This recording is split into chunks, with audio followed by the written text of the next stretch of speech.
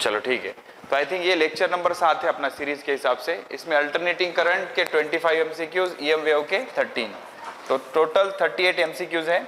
कई एमसीक्यू में बहुत अच्छा झटका है, मतलब अपने को आंसर कुछ और लगेगा, 200% आंसर कुछ और ही निकलेगा। ओके, चलो शुरू करते हैं। तो पहले लेंगे अल्टरनेटिंग करंट, ठीक है। इलेक्ट्रोमैग्नेटिक इंडक्शन के बाद क्या आएगा? अल्टरनेटिंग करंट, और सक्सेसिवली क्या लेंगे? Electromagnetic waves. ये देखो सवाल नंबर 1 क्या बोल रहा है?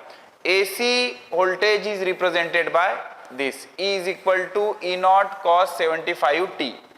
सवाल देखो क्या पूछा है, How many times current become zero? बहुत अच्छा सवाल है। How many times current become zero?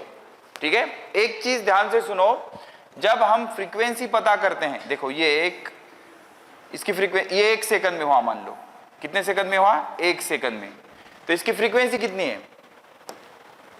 1 second में इतने वेव्स, तो इसकी फ्रीक्वेंसी कितनी है? 2। फ्रीक्वेंसी कितनी है? 2।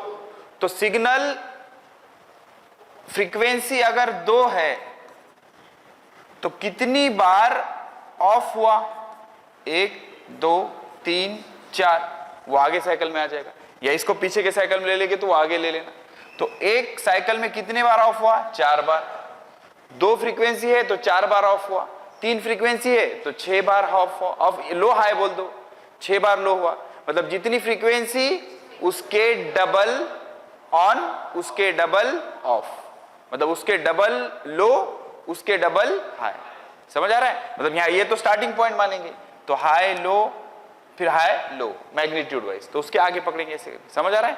तो फ्रीक्वेंसी के डबल। तो हमें क्या पूछा? How many times become zero? तो फ्रीक्वेंसी के डबल, फ्रीक्वेंसी के डबल। तो फ्रीक्वेंसी कहां से आएगी? Omega T, omega T is equal to 75 pi T. T T cancel, पता सब होगा लेकिन आंसर सेलेक्ट करने में बड़ी तकलीफ होगी अगर लॉजिक पता नहीं है। तो ऐसे ही सवाल है सभी। समझ आ रहा है? तो फिर 2 पाई एफ इज इक्वल टू 75 पाई, पाई से पाई कैंसल, तो हमें 2f ही चाहिए। सही है कि नहीं? हमें 2f ही चाहिए, बिकॉज कितने बार जीरो हुआ पूछ रहा है, तो 2f टाइम जीरो हो गया। ओके, तो कितना? 75 टाइम्स। समझ आ गया? ये अच्छा सवाल होता अगर यहाँ पे क्या होता? 75/2 भी एक ऑप्शन होता। समझ में आ गया कि नहीं? तो कितनी बार हाई कितनी बार लो हुआ, फ्रीक्वेंसी के डबल, बना के देख लेना। समझ आ गया? इस तरह से जाएंगे।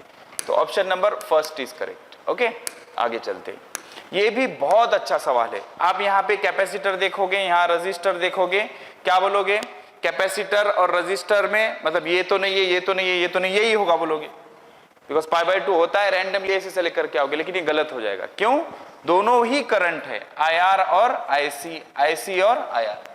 तो अगर आपको याद है, जब हम सीरीज LCR सर्किट का फेज डायग्राम बनाते हैं तो सीरीज में हम current I is equal to IL is equal to IC is equal to IR लिखते हैं, मतलब सब करंट सेम फेज में होते हैं। समझ आ रहा है? तो कौन सा ऑप्शन? ये वाला ऑप्शन। फेज डिफरेंस किस में होता है? वोल्टेज और करंट में होता है। करंट में फेज डिफरेंस नहीं होता। कैसा फेज डिफरेंस होता है? देखो, फॉर रजिस्टर जहां वोल्टेज वहां करंट, फॉर इंडक्टर करंट के π/2 आगे वोल्टेज, याद आ रहा है? एंड फॉर कैपेसिटर करंट के π/2 पीछे वोल्टेज। ठीक है, फिर हमने RL RC किया था। ठीक है, अच्छा ये हो गया रेजिस्टेंस, ये हो गया इंडक्टर, ये हो गया कैपेसिटर। अगर आप RL लेते हो तो ये वाला सीन आएगा।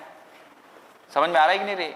फॉर RL लेते हो तो ये वाला सीन आएगा, बिकॉज इंडक्टर क्या करेगा? π/2 से आगे लेगा, और रेजिस्टेंस क्या बोलेगा? साथ चल, तो बीच में कहीं मांडोली होगी उनकी, तो ये फेज डिफरेंस आ जाएगा। किसके लिए? फाई के लिए रजिस्टर, ये इंडक्टर, ये कैपेसिटर, ये RL, और एक कर लेते हैं RC। RC के लिए क्या सीन होगा? ये वाला सीन होगा। सही है ना? कैपेसिटर क्या बोलेगा? वोल्टेज को π/2 पीछे चल, रेजिस्टेंस क्या बोलेगा? मेरे साथ चल, तो फिर यहां मांडोली हो जाएगी इनकी। ठीक है ना? तो ये हो जाएगा I versus V for which RC। तो वोल्टेज फाई से पीछे होगा, यहाँ वोल्टेज फाई से आगे होगा, एंड इंडिविजुअल कंपोनेंट होंगे, तो फेज डिफरेंस यहाँ का जीरो, फेज डिफरेंस जीरो, यहाँ का फेज डिफरेंस π/2, यहाँ का भी फेज डिफरेंस π/2, लेकिन फर्क है, क्या फर्क है? यहाँ पे वोल्टेज लीड द करंट और करंट लैग द वोल्टेज। यहाँ पे करंट लीड द वोल्टेज और वोल्टेज लैग द करंट, ये सीन दिमाग में रहने। लेकिन ये कहानी किसकी है? करंट की। तो सब करंट कैसे रहेंगे? सेम फेज में रहेंगे। ठीक है, तो क्या आएगा? Option number 1 is current same. Okay, यहां चलते हैं। ये बड़ा अच्छा सवाल है। दो बल्ब दिए हैं, यहाँ कैपेसिटर है, यहाँ इंडक्टर है और एसी सोर्स कनेक्ट किया है। हमें बोला है दोनों का बल्ब कैसा है? In the circuit bulbs B1 and B2 if both the bulb B1 and B2 are identical, मतलब उसकी रेटिंग कैसी है? आइडेंटिकल। तो क्या बोला है? Both bulb will have equal brightness, B1 will brighter than B2। Source कैसा कनेक्टेड है? AC। हाइयर फ्रीक्वेंसी पे इंडक्टर ज्यादा अपोज करेगा, हाइयर फ्रीक्वेंसी पे इंडक्टर ज्यादा अपोज करेगा, क्योंकि देखो XL is equal to 2 pi FL, तो XL directly proportional to F and XC is inversely proportional to F। ठीक है, तो होगा क्या? एट वेरी हाई फ्रीक्वेंसी, ज्यादा फ्रीक्वेंसी मतलब ज्यादा चेंज को ज्यादा अपोजिशन यहां मिलेगा, ज्यादा अपोजिशन यहां मिलेगा, तो XL कैसे होगा? ज्यादा होगा, तो सारा वोल्टेज ड्रॉप यही कर लेगा, तो इसको फ्रीक्वेंसी इसको वोल्टेज कम मिलेगा, तो इसकी ब्राइटनेस कैसे होगी? कम होगी। तो हाइयर फ्रीक्वेंसी पे इसकी ब्राइटनेस कम होगी एंड लोअर फ्रीक्वेंसी पे इसकी ब्राइटनेस ज्यादा होगी। समझ आ गया? तो क्या? At very high frequency of source brightness B1 is more than B2, बिल्कुल सही है, B1 is more than B2 because higher frequency पे इसको वोल्टेज कम मिलेगा। ठीक है, बिकॉज फ्रीक्वेंसी हाइयर मतलब चेंज ज्यादा पे इंडक्टर ज्यादा अपोज करेगा, XL की वैल्यू बढ़ जाएगी, तो इंडक्टर ज्यादा वोल्टेज खाएगा, तो इसको कम मिलेगा। तो कौन सा ऑप्शन? Option number 3। ठीक है, अब ये क्या पढ़ा है?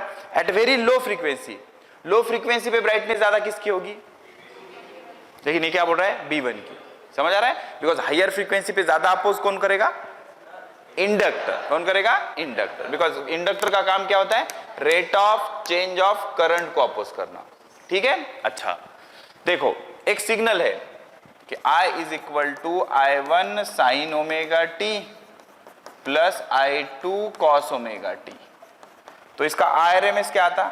IRMS is equals to under root of I1 square plus I2 square, and मान लो इसके साथ एक DC कॉम्पोनेंट है I3, तो I1 square by 2, I2 square by 2 plus I3 square.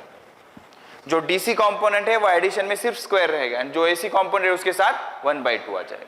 ठीक है, यहां क्या बोल रहा है देखो, a direct current of 10 ampere is superimpose with alternating component this. तो हमें क्या पूछ रहा है? Effective value. तो नेट सिग्नल क्या होगा? नेट सिग्नल होगा सर 10 प्लस 40 कॉस ओमेगा टी, और इसकी कौन सी वैल्यू पूछा? इफेक्टिव वर्चुअल आरएमएस, तीनों का मतलब एक ही है। तो I effective is equal to क्या बोलेंगे? Under root of DC component है, 2 से डिवाइड नहीं होगा, 10 स्क्वायर 100 प्लस एसी कंपोनेंट है 40 स्क्वायर 1600 बाई 2, तो कितना हो जाएगा ये? 800 और 100 900 का रूट कितना आ जाएगा? 30। सीधे सवाल आएंगे, ज्यादा लोड लेने की जरूरत नहीं। तो कितना? 30 ampere will be the answer. समझ आया? इस तरह से सिंपल सी टेक्निक याद रखनी है, तो ऑप्शन नंबर 4 सही रहेगा इसका। यहाँ चलते हैं, बहुत अच्छा सवाल है, बस इस पे करंट इलेक्ट्रिसिटी मत लगा देना, पाइथागोरस थ्योरम याद रखना, पाइथागोरस थ्योरम से ऐड होंगे अंडर रूट ऑफ करके। Okay, in the circuit current in the circuit is 3 ampere, then impedance of circuit as shown in figure, तो Z क्या रहता? V नेट बाय I, तो क्या इसका 120 और इसका 90 210 ले सकते हैं? नहीं ले सकते। क्यों नहीं ले सकते भाई? ये नॉर्मल सर्किट थोड़ी है। समझ आ रहा है? तो ये फेज डायग्राम से ऐड होंगे। तो कैसे ऐड होंगे? Under root of VL square plus VR square by I। Okay, VL क्या है? वोल्टेज अक्रॉस इंडक्टर, और ये वोल्टेज अक्रॉस रेजिस्टर। ठीक है, अच्छा तो इसका क्या होगा बेटा? जरा ध्यान दो, अंडर रूट ऑफ इसका स्क्वायर 12 का स्क्वायर 144, फिर 2 0 प्लस 9 का स्क्वायर 81, फिर 2 0 डिवाइडेड बाय करंट कितना है? 3 एम्पियर। देखो ये 2 0 मतलब 100 कॉमन निकलेगा, 100 का रूट 10, तो क्या हो जाएगा 10/3, अंदर क्या बचा 144 और 81, 225 होंगे क्या, बराबर है 225, तो कितना हो जाएगा 10 इंटू 15/3, 3 5 जा 15, 5 10 जा 50, क्या पूछा था इंपीडेंस, तो क्या आ गया 50 ohm, 50 ohm is the answer. बस इसको सीधा मत ऐड कर देना, करंट इलेक्ट्रिसिटी ये ऐसे नहीं होता, समझ आ गया, तो वो तो फेज डायग्राम से ऐड हो जाएगा, तो ऑप्शन नंबर 2 इज करेक्ट। आगे चलते हैं, ये भी बहुत अच्छा सवाल है बेटा, देखो क्या बोल रहा है, When an electric device X is connected, मतलब X की क्या कहानी है, connected to 220 volt 50 hertz AC supply, current is 0.5 ampere, is in same phase with applied voltage.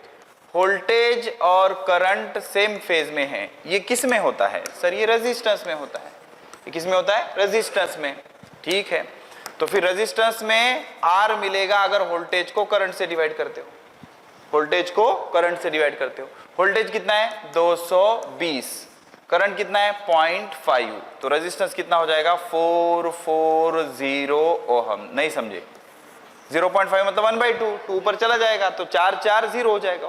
अच्छा अब किसकी बारी, अब आएगी Y की बारी, Y क्या बोल रहा है, when another device Y is connected to the same supply, कुछ डिवाइस है connected to electric current is again 0.5 but potential difference lead by pi/2, potential difference lead by pi/2, potential difference lead by pi/2, तो क्या नाम होगा इसका inductor, potential difference lead the current by pi/2 मतलब inductor रहेगा ना, connected the electric current is again 0.5 but it leads the potential difference by pi/2। अच्छा current lead कर रहा है, करंट लीड कर रहा है, सही है, फिर क्या होगा वो कैपेसिटेंस होगा, क्या होगा कैपेसिटेंस होगा, दिस इज कैपेसिटेंस। सीन क्या है कि करंट यहां पर है, करंट लीड कर रहा है किसको वोल्टेज को, तो क्या होगा कैपेसिटेंस। अच्छा कुछ फर्क नहीं पड़ता, pi/2 आ गया ना अपना, चलो फिर यहां से क्या आएगा XC आ जाएगा, XC is equal to voltage by current, voltage कितना है सेम वोल्टेज है ना, सेम वोल्टेज मतलब 220 और करंट फिर से कितना है 0.5, तो XC भी कितना हो जाएगा 440 ओहम। अब पूछा क्या है, सवाल ये है कि when X and Y are connected in series across the same source what will be the current। बस तकलीफ ये है कि आप सीरीज करके 440 और 440 880 मत कर देना, क्योंकि ये AC का खेल है, AC का खेल पाइथागोरस थ्योरम से चलेगा, ठीक है, तो क्या कहानी होगी I is equal to V/Z, अब तो दोनों सीरीज मतलब Z बोलना पड़ेगा, तो एक कैपेसिटर है एक रजिस्टर है, V कितना फिर से 220 और Z क्या आएगा √ऑफ 440 का स्क्वायर प्लस 440 का स्क्वायर, सही जा रहे अपन 440 का स्क्वायर प्लस 440 का स्क्वायर, 2 440 का स्क्वायर 2 इंटू 440 का स्क्वायर, तो क्या हो जाएगा 220/440 इंटू √2, 220/440 इंटू √2, बिकॉज 440 का स्क्वायर प्लस 440 का स्क्वायर इज 2 बार 440 का स्क्वायर, 440 का स्क्वायर का रूट निकल जाएगा, ये 0 0 कैंसिल, 22 दूनी 44, तो ये 1/2 और 1/√2 याद होना चाहिए 0.707, सही है कि नहीं, √2 1.414 एंड 1/√2 इज 0.707, तो ये क्या हो जाएगा 2 0 0 2 3 जा 2 5 जा 2 3 जा, तो 0.35 एम्पियर, 0.35 एम्पियर, कोई भी तकलीफ नहीं होनी चाहिए, सीधा सीधा, ओके, तो कौन सा आ गया ऑप्शन नंबर 1 इज करेक्ट, ठीक है। आगे चलते हैं, ये भी अच्छा सवाल है, a long solenoid is connected to 12 volt DC source passes steady current of 2 ampere when a solenoid is connected to AC source, when the solenoid is connected to AC source, same solenoid है, 12 volt 50 hertz current is 1 ampere. देखो जब DC है तो 12 volt connect किया तो 2 ampere current है, okay, and जब AC है सोलेनॉइड को एसी कनेक्ट किया तो सोर्स कितना 12 वोल्ट का, कितना 12 वोल्ट का, फ्रीक्वेंसी कितनी 50 हर्ट्ज की, तो करंट कितना है 1 एम्पियर, करंट कितना है 1 ampere, okay. Calculate the inductance of coil, कोई टेंशन नहीं, ध्यान से सुनो। अगर आप डीसी कनेक्ट करते हो तो रेजिस्टेंस मिलेगा, R is equal to V by I। तो R is equal to V कितना है रे 12, I कितना है 2, तो 6 ओम उसका रेजिस्टेंस हो गया। क्या तुमने सोलेनॉइड चेंज किया? नहीं, तो रेजिस्टेंस चेंज नहीं होगा। अच्छा, अब AC कनेक्ट किया तो Z आ जाएगा। AC के लिए क्या आएगा? Z आएगा। तो Z is equal to voltage by current. तो वोल्टेज कितना है फिर से 12 वोल्ट। अब करंट कौन सा है? AC करंट लेना पड़ेगा 1। तो Z कितना आ गया? Z आ गया 12 ओम। Z आ गया 12 ओम, R आ गया 6 ओम। तो बेटा Z क्या होगा sir? Z square is equal to R square plus XL square. Z square is equal to R square plus XL square. Z square 12 का स्क्वायर 144, R स्क्वायर 6 का स्क्वायर 36 प्लस XL मतलब omega L whole square. XL क्या होता है? Omega L whole square. अच्छा, इस हिसाब से अगर जाएंगे तो omega L whole square 144 minus 36 कितना होता है? 144 माइनस 36 108 कितना होता है? 108, सही है ना? 108। तो omega L will be root 108। तो L will be root 108 by omega मतलब क्या? 2 पाई f, 2 पाई f। ठीक है भाई, 2 पाई f। तो अब देखो एक सिंपल हम टेक्निक कर लेते हैं। 110 का रूट 108 का रूट हम 10 ले लेते हैं। पाई की वैल्यू 3.14 और फ्रीक्वेंसी 50 इंटू 100, 100 ऊपर जाके 10 to the power minus 2, 10 to the power minus 2। अब मैं क्या करता हूं, यहां पे और एक जीरो बढ़ा देता हूं और यहां पे -1 कर लेता हूं। तो ये आंसर होगा हेनरी में। लेकिन इसको अगर मानूंगा मैं तो क्या बोलूंगा? Milli henry. तो 100/3 मतलब 33। तो कहां दिख रहा है? 33 मिली हेनरी। एडजस्टमेंट कर देंगे भाई, ज्यादा टेंशन नहीं लेते, राउंड ऑफ लेते चलो। ओके, तो 33 milli henry will be the answer. ठीक है, यहां चलते हैं। ये भी अच्छा सवाल है। Electric lamp mark 100 volt DC consumes 10 ampere. देखो हमारे पास ना एक लैंप है, ये रहा लैंप। ओके, क्या इस पे 100 वोल्ट डीसी लिखा है and consumes 10 ampere current. Okay, if it is connected to 200 volt, मतलब एक सप्लाई से कनेक्ट किया इसको, कितने वोल्ट का है? 200 वोल्ट। कुछ नहीं लिखा, मतलब कौन से वैल्यूज रहते हैं? RMS value.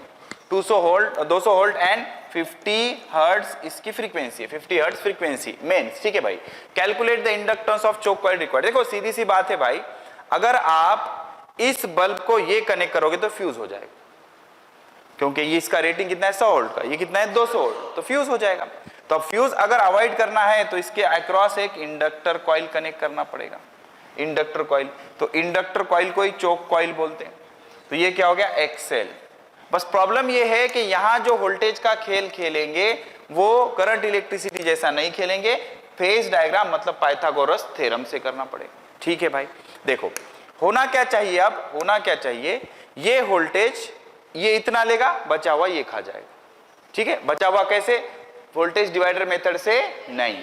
ठीक है, तो क्या बोलेंगे? V square is equal to VR square plus VL square. हमारे लिए R कौन है? ये बल्ब है। और L कौन है? ये चोक कॉइल है। सीरीज में इंडक्टर कनेक्ट करना मतलब चोक कॉइल बोलते हैं उसको। ठीक है, अच्छा, तो V स्क्वायर मतलब ये वाला, और सारे आरएमएस वैल्यू से खेल रहे हैं। इसका स्क्वायर कितना हो जाएगा? 4 1 2 3 4, समझे? इसका स्क्वायर कर दिया। इसका स्क्वायर, इसका कितना है? 100 मतलब 1 2 3 4 प्लस VL स्क्वायर। VL ने कितना वोल्टेज लेना चाहिए वो हम पता कर ले रहे हैं, तो ये क्या आ जाएगा? VL square. ये प्लस इधर आके माइनस, 4 में से गया 3, 1 2 3 4, ये क्या आ गया? VL square. स्क्वायर इधर आके स्क्वायर रूट, तो 4 जीरो का रूट निकल जाएगा 2 जीरो, 3 का नहीं निकलेगा, रहने दो ऐसे ही। VL is equal to √3 into 100, √3 into 100। What is VL? I into XL is equal to √3 into 100। I है हमारे पास 10 एम्पियर। कॉम्बिनेशन कैसा है? सीरीज, तो करंट कैसे रहेगा? सेम। तो I के जगह क्या रख देंगे? 10 एम्पियर। 10 रखेंगे तो ये 0 और ये 0 कैंसिल। हमें L चाहिए, बिकॉज यूनिट देखो ना, हेनरी हेनरी है। तो XL की जगह क्या रखेंगे? Omega L is equal to √3 into 10। अच्छा, फ्रीक्वेंसी दी हुई है तो L क्या हो जाएगा, L will B 10√3/2 pi f। f कितना है 50, सही है। तो ये 0 कैंसिल, 5 2 जा 10, तो क्या हो गया √3/π into 10 to the power -1, √3/π into 10 to the power -1। ठीक है, अब क्या करेंगे, देखो सिंपल सी चीज, √3 क्या रहता 1.732 into 10 to the power -1 by 3.14। तो मैं क्या करता, इसको यहां सर्कल लेता, तो क्या हो जाता है 17.32 by 3.14 into 10 to the power -2, 3 1 3 3 5 15, 5 point something into 10 to the power -2 henry, 5 point something into 10 to the power -2 henry. ठीक है, कैलकुलेशन हार्ड है कुछ नहीं, अप्रोक्सीमेशन से करते चलो 100% वही आंसर मैच हो जाएगा। तो कौन सा option number 1 is correct. Okay, आगे चलते हैं। अभी समझाया मैंने, अगर कोई सिग्नल होगा तो एसी वाले को स्क्वायर करके रूट में 2 से डिवाइड करो, डीसी वाले को डिवाइड मत करो। तो यहाँ पे जो इफेक्टिव वैल्यू आएगी, इफेक्टिव का मतलब आरएमएस, इफेक्टिव का मतलब वर्चुअल, अंडर रूट ऑफ, ये कैसा कंपोनेंट है डीसी, तो 2 का स्क्वायर हो जाएगा। ये कैसा कंपोनेंट है एसी, 3 का स्क्वायर 9/2, सही है। तो क्या हो जाएगा इधर इंटू 2 इंटू 2, बेस सेम, 4 दूनी 8, 9 और 8 17, मतलब √17/2 एम्पियर, √17/2 एम्पियर। ठीक है, तो ये क्या आ गया ऑप्शन नंबर 1। यहां चलते हैं, क्या बोल रहा है, what is the approximate peak value of N alternating current produce 4 times, ये हमने सॉल्व किया था। क्या बोल रहा है देखो, current heat produce by AC, heat से हम आरएमएस वैल्यू पता करते, heat produce by AC is equal to 4 times heat produce by DC. Heat produce by AC I RMS square into R into T is equal to 4 times I square R T. अरे ऐसे खेलते ना, heat का भाई RMS पढ़ाया था मैंने, R T cancel. तो डीसी की वैल्यू दी हुई है, स्टेडी करंट ऑफ 2 एम्पियर, मतलब आईडीसी है, वो आईडीसी है। तो आईआरएमएस स्क्वायर, ये खेल बहुत केयरफुली खेलना पड़ेगा, 4 इंटू 2 का स्क्वायर 4, तो आईआरएमएस कितना आ जाएगा, IRMS will be 4, but 4 is not the answer, because हमें क्या पूछा है, पीक वैल्यू पूछा है। उसकी कौन सी वैल्यू पूछा है, पीक वैल्यू। ये कौन सी वैल्यू आई, आरएमएस वैल्यू आई।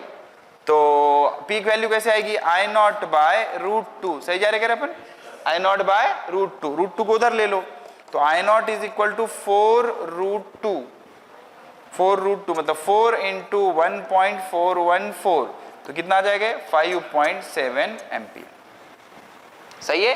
तो बी केयरफुल, वर्ड्स पूरे कैप्चर करो एंड उसके हिसाब से डील करो। ये ऑप्शन नंबर 3 आ जाएगा। आगे बढ़ते हैं, ये भी बहुत अच्छा सवाल है, ध्यान से सुनो। ओके, फालतू में हमें करंट के जैसा रख सकता है, ये I1, ये I2 एंड ये I3, जंक्शन लॉ लगाएंगे तो क्या हो जाएगा, I3 is equals to I1 plus I2। तो I1 कितना है 3 sin omega t plus I2 कितना है 4 cos omega t। Phase diagram, तो बेटा यहां अगर साइन ओमेगा t है तो यहां क्या होता है cos ओमेगा t, याद आ रहा है कि नहीं, और इधर क्या हो जाएगा minus sign omega t minus cos omega t। अच्छा, तो साइन पे कितनी मैग्नीट्यूड है 3, साइन पे 3 मैग्नीट्यूड है, और cos पे कितनी मैग्नीट्यूड है 4, cos पे कितनी मैग्नीट्यूड है 4, तो दोनों का रिजल्टेंट कितना आएगा 5, कितना आएगा 5, और ये वाला एंगल कितना होगा, इसको यहां चिपका देंगे तो ये भी 4 हो जाएगा, तो ये एंगल कितना 53 डिग्री। तो ये तुम्हारा जो आया वोल्टेज ये नेट वोल्टेज है, तो V net is equal to magnitude कितनी 5 साइन ओमेगा t से कितना आगे जाना है 53 डिग्री आगे जाना है। तो कौन सा option 5 sine omega t 3 plus 53 degree. अच्छा, इसको ऐसे भी लिख सकते हो क्या, V net is equal to 5 cos omega t से 37 पीछे आना है, ओमेगा t से 37 पीछे आना है, समझ आ गया। तो ये हम वेव्स भी ऐसे ऐड करते हैं, एसी करंट भी इसी से ऐड करते हैं, ठीक है। कौन सा option number 1 is correct. Okay, यहां चलते हैं। हाफ वेव रेक्टिफायर का जो इफेक्टिव वैल्यू होता है, सॉरी एवरेज वैल्यू होता है, वो क्या होता है? आई नॉट बाय पाई। याद आ रहा है? सिर्फ हाफ वेव रेक्टिफायर और फुल वेव रेक्टिफायर में ही पाई आता है, बाकी किसी में पाई नहीं आता। और फुल वेव रेक्टिफायर में इसका डबल 2 आई नॉट बाय पाई। अब यहाँ प्रोसीजर से थोड़ी सॉल्व करवाएंगे यार, ठीक है ना? I not by pi, 2 I not by pi. तो ये कौन सा रेक्टिफायर है? Full wave rectifier. तो जिसमें पाई वो आंसर होगा। सही है? फुल वेव रेक्टिफायर का 2 आई नॉट बाय पाई।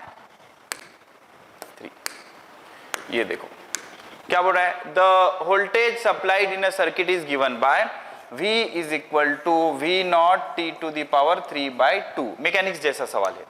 क्या पूछा है हमसे? It is time, find the RMS value.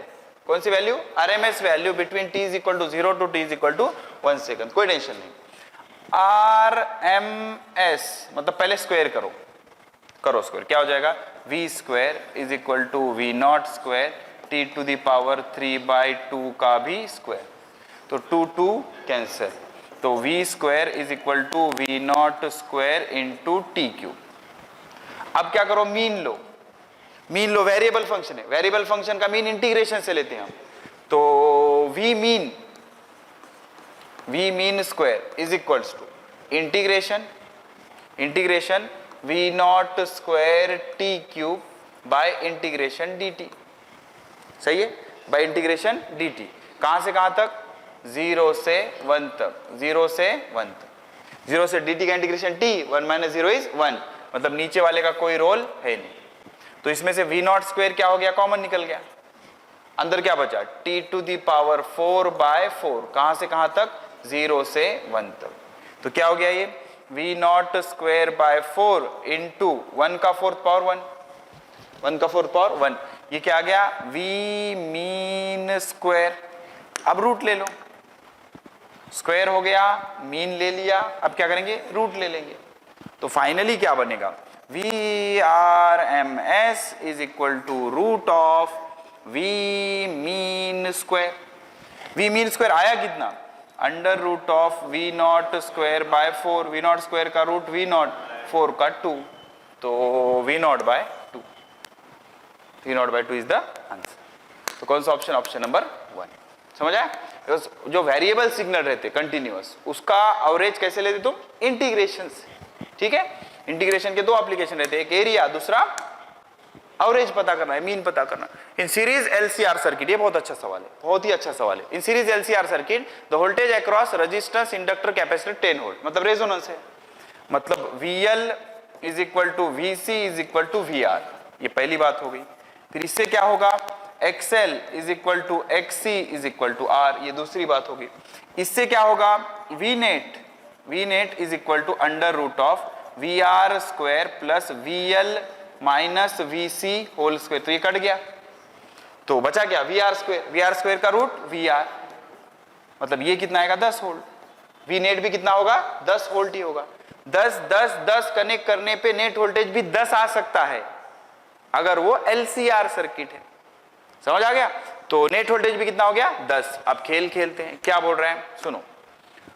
If capacitor is short circuited, capacitor short circuit मतलब कैपेसिटर हट गया, तो कैपेसिटर हट गया तो करंट कितना आएगा? I will be V by Z, I will be V by Z। तो V कितना? 10। नेट वोल्टेज भी कितना? 10, बिकॉज अगर तीनों वोल्टेज सेम है तो नेट वोल्टेज भी 10 ही आएगा। और Z कितना आएगा? कैपेसिटर तो हट गया, कैपेसिटर अगर ओपन कर दे तो सब सत्यानाश 0 हो जाता, लेकिन शॉर्ट किया मतलब हट गया कैपेसिटर, वायर के जैसा काम करेगा। तो क्या होगा? XL square plus R square.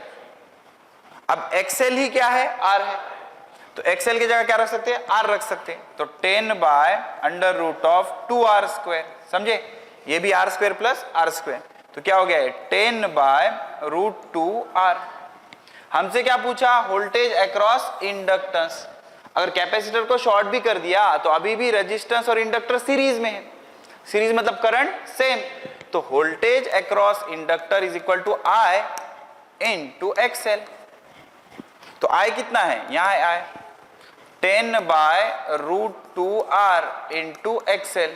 XL और R कैंसिल, XL और R कैंसिल, तो क्या आ गया? 10 बाय रूट 2, 10 बाय रूट 2। सही है, तो बहुत केयरफुली डरना नहीं, अरे ये क्या दे दिया, जितना डेटा दिया है उसको प्रोसेस करो, प्रोसेस करते जाओ, चीजें आती जाएंगी। जो कम पड़ रहा है डेटा में देखो, पता लग जाएगा। ऑप्शन नंबर 2 ये ना, यस। यहां चलते हैं, याद है ये ग्राफ, ये हाफ पावर फ्रीक्वेंसीज रहते हैं, और इसको क्या बोलते तुम, बैंडविड्थ, इसको क्या बोलते हैं, बैंडविड्थ, सही है कि नहीं। ये मैक्सिमम पावर, रेजोनेंस पे पावर कैसे ट्रांसफर होता, मैक्सिमम, और बैंडविड्थ किसको बोलते हैं, lower cut off frequency, upper cut off frequency. This is lower cut off frequency, this is upper cut off frequency. Half power चाहिए ना कम से कम, उससे कम मतलब सिग्नल का आउटपुट अच्छा नहीं माना जाता। तो यहां से यहां तक वाली बैंडविड्थ, तो 1.4 में से 0.8 माइनस करो, 0.6, सही ना, 8 10 0.6, तो 0.6 विल बी द आंसर, 0.6। समझ आ गया। तो ग्राफ देख के डरना नहीं, बहुत आसान सवाल होते हैं। यहां चलते हैं, ये भी बेहतरीन सवाल है। 2 सिग्नल है, क्या बोल रहा है कि sinusoidal potential difference V1 as shown in figure is applied to the resistance R produces heat W। अब देखो कितने कमीने हैं, ये V1 V2 बोल रहे हैं, लेकिन दोनों का पीक वोल्टेज कैसा है, सेम है। पीक वोल्टेज सेम होने से सिग्नल सेम नहीं होता, तो इंस्टेंटेनियस चेंज आ गया, लेकिन पीक में कैसा है, सेम है। अच्छा, मुझे साइनोसाइडल का निकालना है, पावर फॉर साइनोसाइडल। साइनोसाइडल का पावर क्या आएगा, IRMS स्क्वायर R। पावर क्या होता है, IRMS स्क्वायर R। अच्छा, IRMS क्या होता है, I0 bye √2 square R। I0 bye √2 मतलब I0 स्क्वायर R बाय 2, और इसकी वैल्यू कितनी दी है इन्होंने, W। साइनोसाइडल का पावर कितना दिया है, W। अब हमें बात करनी है स्क्वायर वेव की, in the form of W। अच्छा, तो अब power of square is equal to IRMS square R।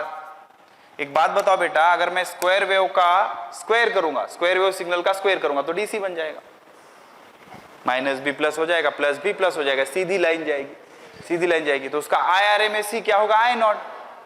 IRMSC क्या होगा, I0। तो स्क्वायर वेव के लिए IRMSC क्या होगा, I0। तो यहां क्या लिखूंगा, I0 स्क्वायर R। तो I0 स्क्वायर R इधर 2 भेज देंगे तो क्या हो जाएगा, 2W। नहीं समझे, I0 स्क्वायर R बाय 2 क्या है, W। तो I0 स्क्वायर R कितना है, 2W। तो स्क्वायर वेव में पावर कितना होगा, 2W। पावर ज्यादा ही होगा ना, बिकॉज वोल्टेज कैसा है, ज्यादा है। समझ आ गया, तो उसका पावर कितना हो जाएगा, 2W। इस तरह से करना है। 4th वन, यहां चलते हैं। When increase in frequency of AC supply impedance of LCR circuit, LCR circuit ये ऐसे ग्राफ आता एंड ऐसे ग्राफ आता। ये किसका है, इम्पीडेंस विथ फ्रीक्वेंसी, ये क्या है, करंट विथ फ्रीक्वेंसी, सही है। यहां पे क्या होता, रेजोनेंस, जब XL is equal to XC होता। यहां पे क्या है, रेजोनेंस, जब XL is equal to XC होता। तो रेजोनेंस पे इम्पीडेंस मिनिमम, तो फ्रीक्वेंसी बढ़ रही तो पहले इम्पीडेंस कम हो रहा, मिनिमम हो रहा, देन बढ़ रहा। तो decreases first, becomes minimum and increases. ये रेजोनेंस पे इम्पीडेंस की बात हो गई। और करंट की अगर पूछता, increases, becomes maximum, then decreases. ठीक है, तो कौन सा option, option number 4 is correct. अच्छा, ओके, ठीक है। ध्यान से सुनो बेटा, हमें इतना डेटा दे दिया, E0 ये है, R ये है, L ये है, C ये है। हमें क्या पूछा, frequency, variable current. Frequency f is equal to 0 पे करंट कितना, frequency f is equal to infinity पे करंट कितना। देखो मेरे भाई, जब frequency f is equal to 0 होगी तो XL 0 मतलब capacitor short, and XC infinite मतलब इंडक्टर ओपन, इंडक्टर ओपन। तो करंट कितना, 0। करंट कितना, 0। कभी भी गड़बड़ नहीं करना, 0 फिर ये ऐसे नहीं करना। तो जब फ्रीक्वेंसी इनफाइनाइट होगी, फ्रीक्वेंसी इनफाइनाइट होगी तो XL इनफाइनाइट, XL इनफाइनाइट मतलब ये बंद हो गया, ये बंद हो गया तो करंट फिर बंद हो गया। सीरीज है ना, तो करंट बंद हो गया। अच्छा, XC कितना होगा, 0। तो इनफाइनाइट पे ये क्या हो गया, शॉर्ट। तो कौन सा आंसर, 0,0। तो डेटा पढ़ के परेशान होकर जरूरत ही नहीं।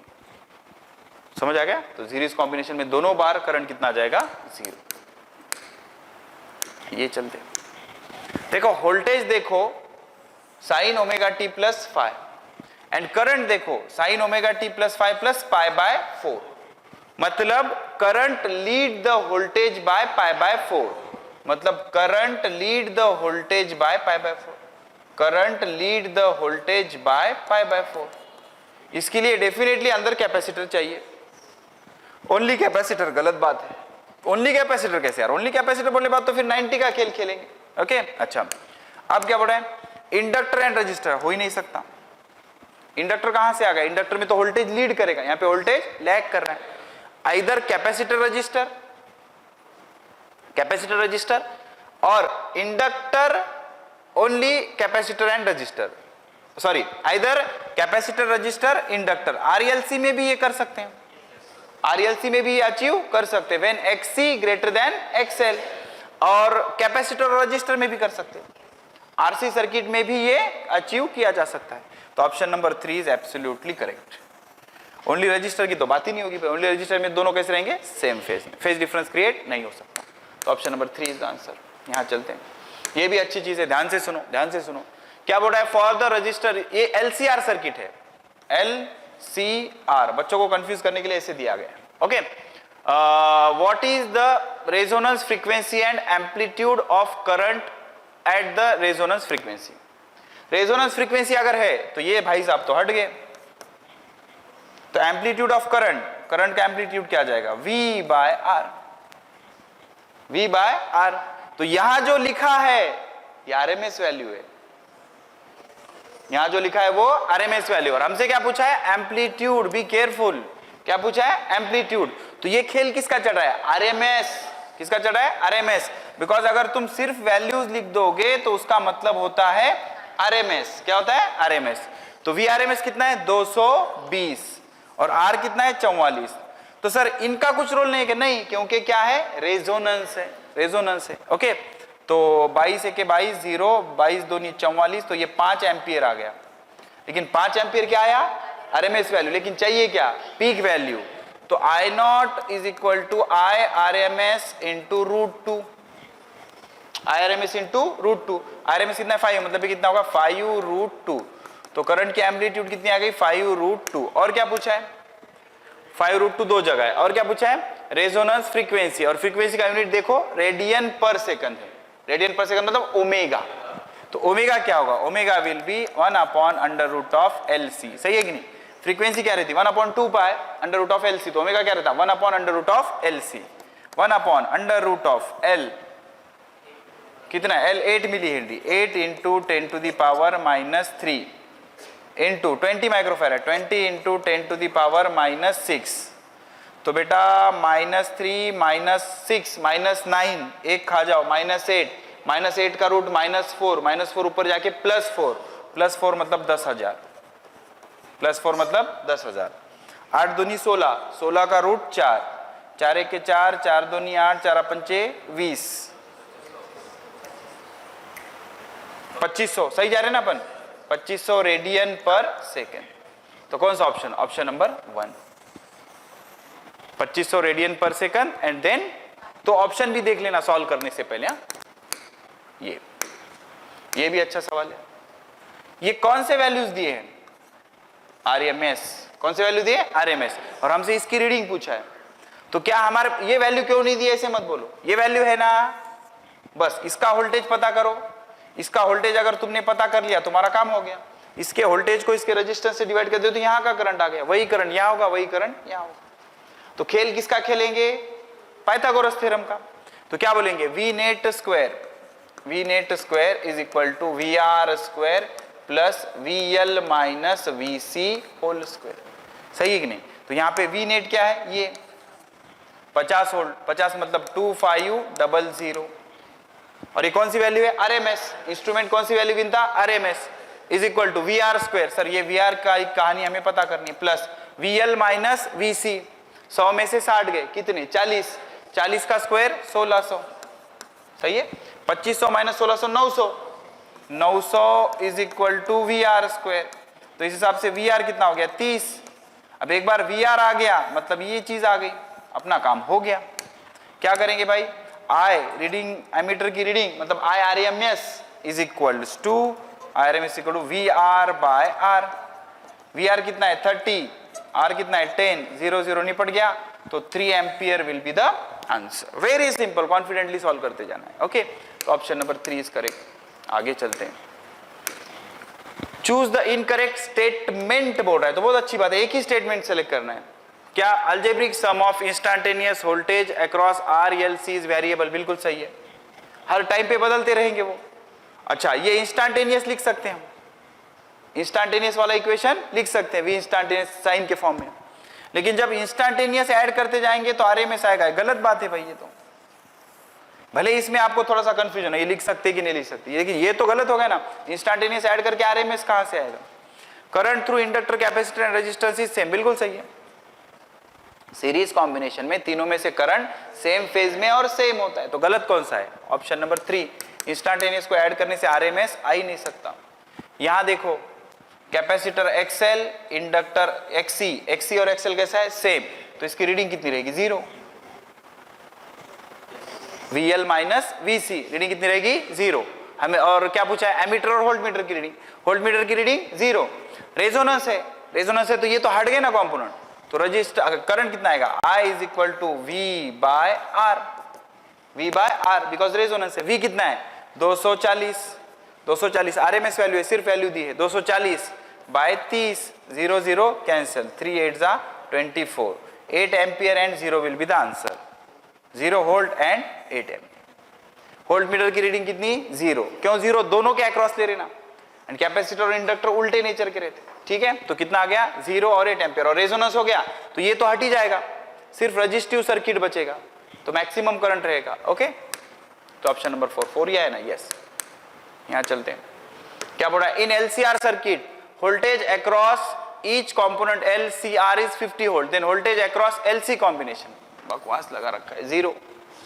LC कॉम्बिनेशन के across voltage 0, XL minus XC, 50 minus 50 0।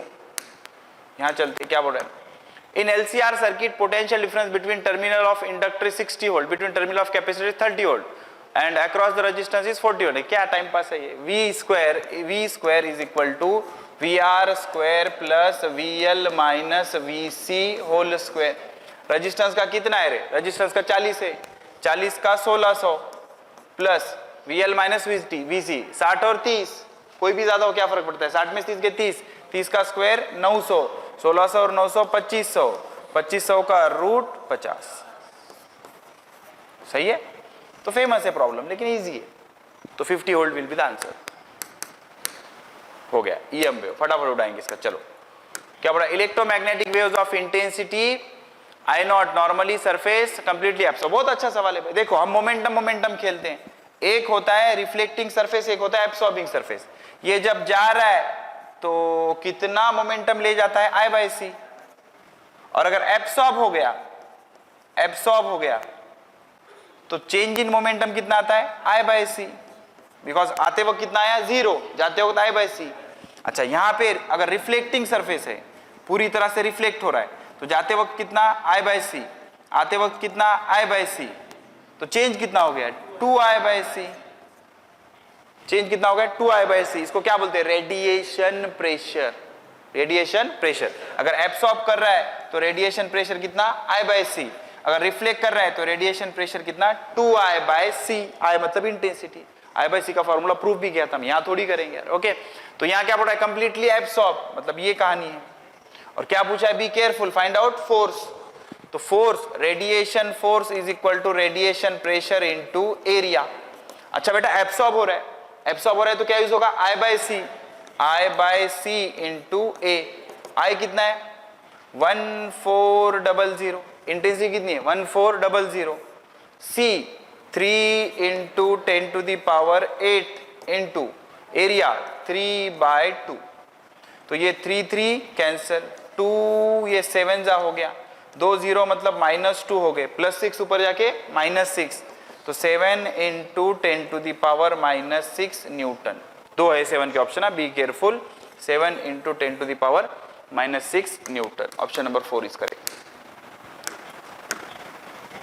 Vector V is equal to vector E cross vector B, याद रहने दो। एंड वेलोसिटी सेलेक्टर से v का मैग्नीट्यूड e बाय b। तो मल्टीप्लीकेशन में भी e पहले, डिवीजन में भी e पहले, तो v is equal to e cross b। ये भी बहुत अच्छा सवाल है, इसमें मैग्नेटिज्म का यूज होता है। देखो, अगर इलेक्ट्रिक फील्ड j डायरेक्शन में है तो मैग्नेटिक फील्ड j डायरेक्शन में हो ही नहीं सकती, या तो k में होगी या तो I में होगी। ओके, ये एक बात हो गई, दोनों में आया है। और देखो 10 to the power 80 2 z, 10 to the power 80 2 z, 10 to the power 80 2 z, इसका मतलब सेम स्पीड, दोनों की स्पीड कैसे रहती? सेम रहती। ठीक है, ये भी सही है। अब क्या रहता बेटा? v is equal to E not by B not, v is equal to E not by B not. अच्छा, v क्या रहता? Omega by K. वेव से v कैसे पता करते? ओमेगा बाय के, ये E not by B not. ठीक है, ओमेगा जो t के साथ है वो ओमेगा t ऐसे रहता ना, तो क्या हो जाएगा? Omega 10 to the power 8। यहाँ पे ये मत यूज कर लेना 3 into 10 to the power 8, because electromagnetic waves है, लाइट थोड़ी है। समझ में आ गया? डिवाइडेड बाय के, जो z के साथ है वो k रहेगा 2, omega t plus K X K Y K Z, तो 2 हो गया वो। Okay, is equal to E not कितना है? ई नॉट है 100 डिवाइडेड बाय बी नॉट। ठीक है, तो बी नॉट कितना हो गया? B not will be 200 into 10 to the power -8। समझे? 200 इंटू 10 टू द पावर -8। अब सवाल ये आता है कि सर इसका भी मैग्नीट्यूड इतना नहीं है, इसका भी मैग्नीट्यूड इतना नहीं, तो जरा ध्यान से देख, h पूछा है। क्या पूछा है? h। तो क्या रहता? b not is equal to mu not h, magnetism mu not h। तो h is equal to b not by mu not. b not कितना है? 2 into 10 to the power -6, 2 into 10 to the power -6, mu not 4 pi into 10 to the power -7, -7 ऊपर जाके +7, 7 में से 6 गए 1, 1 मतलब 10, 10 मतलब ये हो गया 20, तो 20 बाय 4 पाई, 4 पंचे 20, तो 5 बाय पाई। तो कौन सी amplitude? 5 by pi, 5 by pi h का पूछा है। ठीक है, तो 5 by pi option number second is correct. Okay, magnetic intensity and magnetic induction दो अलग अलग चीजें हैं। ठीक है, तो क्या आ गया? Option number 2 is correct. यहां चलते हैं, क्या पूछ रहा है? In a free space electromagnetic waves that propagate in z direction. ठीक है, इसको बोलेंगे x, इसको बोलेंगे y, इसको बोलेंगे z। ठीक है, क्या बोल रहा है? Electromagnetic waves propagate in z direction, ये velocity of wave, velocity vector. Okay, electric field is in 1 volt per metre in y direction. इधर कौन सी फील्ड है? Electric field. ओके, हमें पता है vector v is equal to vector e cross vector b। अब हमारे पास दो ऑप्शन है, या तो तुम b ये लो या तो तुम b ये लो। कैसे चेक करेंगे? देखो, e क्रॉस b नीचे, नीचे है क्या? नहीं, e क्रॉस b ऊपर, मतलब b कौन सा सही है? ये वाला, मतलब negative y direction, negative y direction, sorry negative x direction. तो यहां भी निगेटिव x है, यहां भी निगेटिव x है, दो ऑप्शन। अब मैग्नीट्यूड पता करेंगे, तो v is equal to e by b। हमें क्या पता करना है? b, तो b क्या हो गया? e bye v। e कितनी है? 1 वोल्ट पर मीटर, तो 1 by v 3 into 10 to the power 8, तो 1 by 3 is 0.33 into 10 to the power -8, तो 3.3 into 10 to the power -9 tesla. कौन सा option? Option number second is absolutely right. समझ आ रहा है? तो इस तरह से प्रोसीड करना है, यही सवाल आता है। यहां चलते हैं, सेकंड ऑप्शन यस। यहां चलते हैं, देखो कल ही पढ़ा रहा था मैं आपको, इलेक्ट्रोमैग्नेटिक वेव्स में इलेक्ट्रिक फील्ड भी रहती, मैग्नेटिक फील्ड भी रहती, दोनों में एनर्जी 50-50% रहती, और 1/2 epsilon not E square energy density of electric field plus energy density of magnetic field 1/2 1 by mu not into B square. Electromagnetic waves में दोनों रहता है, ये एनर्जी पर यूनिट वॉल्यूम। तो कौन सा ऑप्शन? Option number 4। ठीक है, तो पूरी एनर्जी रहती है और 50% उसमें 50% इसमें रहती।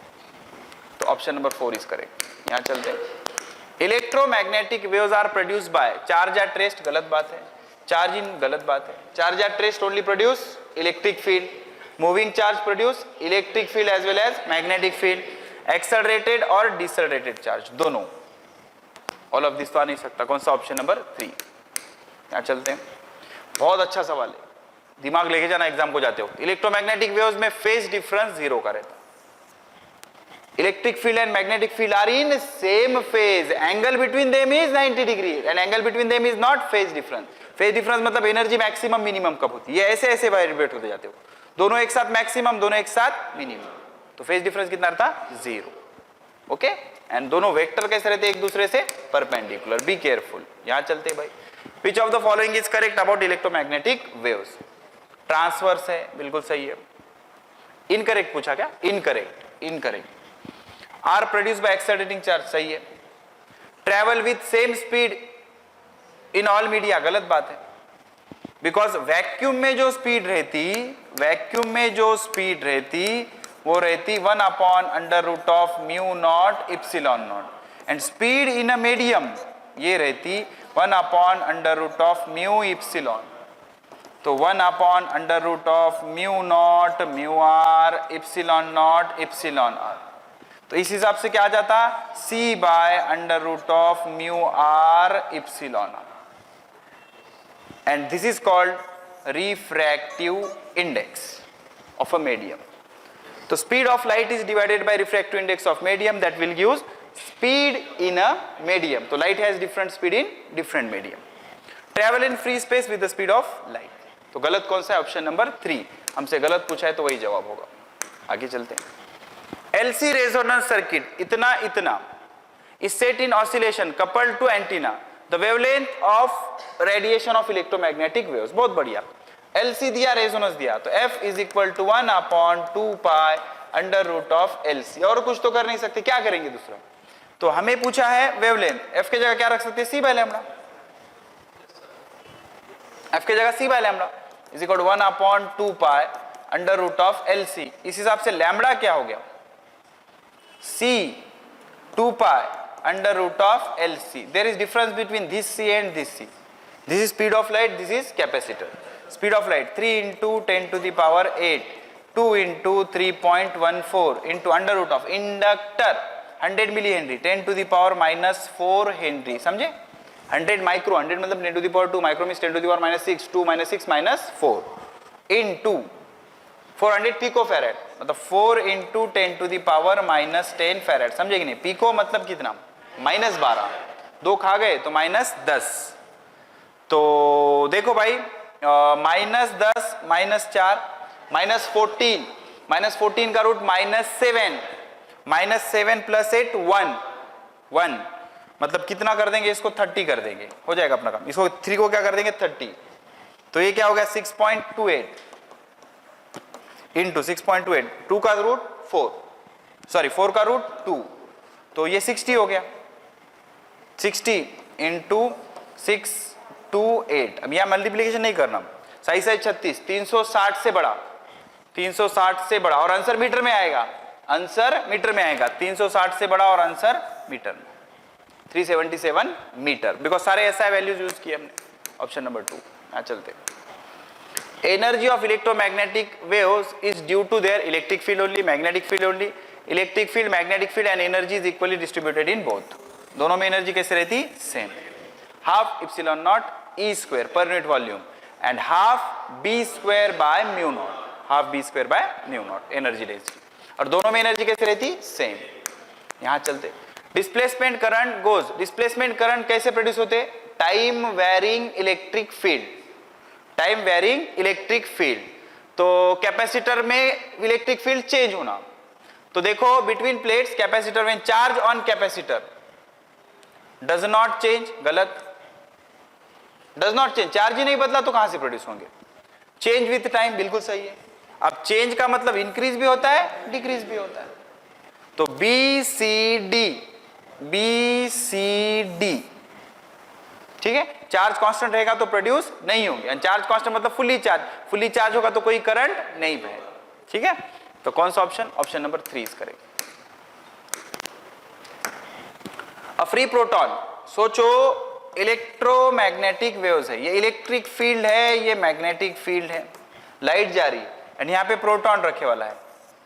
भाई प्रोटॉन इलेक्ट्रिक फील्ड के डायरेक्शन में चला जाएगा, बिकॉज रेस चार्ज पे सिर्फ इलेक्ट्रिक फील्ड फोर्स लगा सकती, मैग्नेटिक फील्ड फोर्स नहीं लगा सकती।